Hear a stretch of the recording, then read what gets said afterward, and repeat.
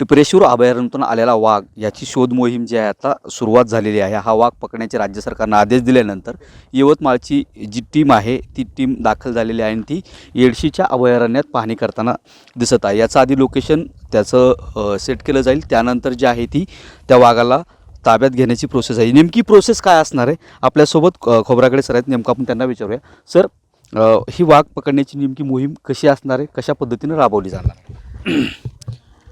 हा T-22चा कब जो या एरियामध्ये आलेला आहे, डिस्पर्सल आहे, तर याला कॅप्चर करण्याची परमिशन PCC वाईल्डलाईफ महाराष्ट्र राज्य वन विभाग नागपूर यांच्यातर्फे आम्हाला प्राप्त झालेली आहे. आणि या प्राप्त आदेशानुसार आम्ही ताडोबांदरी व्याघ्र प्रकल्पाचे रॅपिड रेस्क्यू टीमचे सदस्य सर्व इथे आलेलो आहोत. तर इथे आता आम्ही फील्डवर आहोत. याचं जे काही याची मुवमेंट आहे आणि कशा पॅटर्न आहे, बेसिकली प्रत्येकाचा एक मुवमेंट पॅटर्न असतो. अकॉर्डिंग टू तो त्याचा मुवमेंट करत असतो. Tiger at random movement generally करत नाही, नवीन रस्ते वापरत नाही. तो ज्याने वापरतो तेच यूज टू असतात ते रस्ते वापरतो. तर आम्ही त्याचं तेच आता सध्या कॅमेरा ट्रॅपिंग आणि डाटा मॉनिटरिंग आणि इवन फील्ड स्टाफ आहेत, सर आहेत, सर आणि DFO सर आहेत, यांचा फील्ड स्टाफ इथे फूड पेट्रोलिंग पण करतो आहे. आणि ज्या ज्या गावात त्याचं असं काही प्रेझेन्स असा आढळला तर त्या गावातनं आपण माहिती कलेक्ट करून आपण तिला कन्फर्मेशन करतो आहे. तर माझी नागरिकांना एक नम्र विनंती आहे, कृपया खूप जास्त पॅनिक होऊ नका आणि रिअल माहिती समजा असेल तर कळवा. त्याच्यामुळे आम्हाला काय होईल की त्या टायगरला कॅप्चर करणं सोपं जाईल. कॅप्चर करण्याकरता टायगर हा कॉर्निव्हरस हा हिंस्त्र प्राणी आहे. याला कॅप्चर करण्यासाठी आम्ही केमिकल इमोबिलायझेशनची पद्धत वापरतो. त्याच्यामध्ये आम्ही रिमोट प्रोजेक्टाईल गननी त्याला डार्ट करतो. त्या डार्ट करताना आम्हाला त्या गनची रेंज कमीत कमी 20 ते 30 मीटर, जसं गुड ॲक्युरेसीसाठी आपण त्याला करत असतो. तर आता ॲनिमलला डार्ट करताना कार्निव्हरसला बाय फूट आम्हाला करता येत नाही.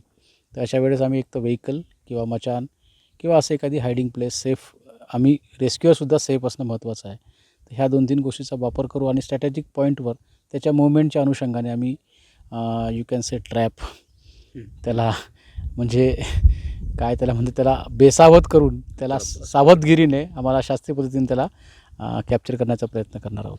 सर, या वाघाबाबत आणखी एक सांगितलं जाते की आता हा विदर्भाचा तसा वाघ आहे, असं झालं तर त्याला सह्याद्रीच्या डोंगरात सोडायचा सुद्धा निर्णय झाला आहे. काय कशी प्रोसेस असणार? हां, ॲक्च्युली फारच बरोबर आहे की माननीय PCC wildlife sir mister Khandekar सरांनी तसं आदेशित केलेलं आहे की या सदर वाघास T-22 कप्सच्या या वाघास NTCA गाईडलाईन्सनुसार सायंटिफिक पद्धतीने याला ट्रँक्युलाइज करून त्याला रेडिओ कॉलर करणार आपण. आणि रेडिओ कॉलर करून आपण त्याला मग सह्याद्री टायगर रिझर्वला आपण सोडणार, जेणेकरून त्याचं डिस्पर्सल मुवमेंट आपल्याला त्याचा पॅटर्न समजेल, हाऊ ही लिव्ज.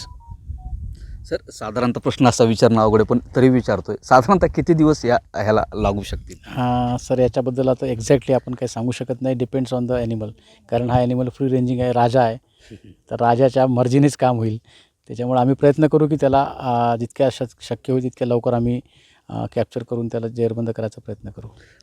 निश्चितच वाघ हा राजा असतो आणि या राजालाच जेरबंद करण्यासाठी जी आहे ती वन विभागाची टीम दाखल झालेली आहे. आता किती दिवस लागतील हे सांगता येत नाही, पण या मोहिमेला आता सुरुवात झालेली आहे आणि याला गावकऱ्यांनी किंवा ग्रामस्थांनी सहकार्य करावं अशी अपेक्षा वन विभागाचे कर्मचारी करत आहेत. सागर जाधवसह बालाजी निरफळ, न्यूज 18 लोकमत, धाराशिव.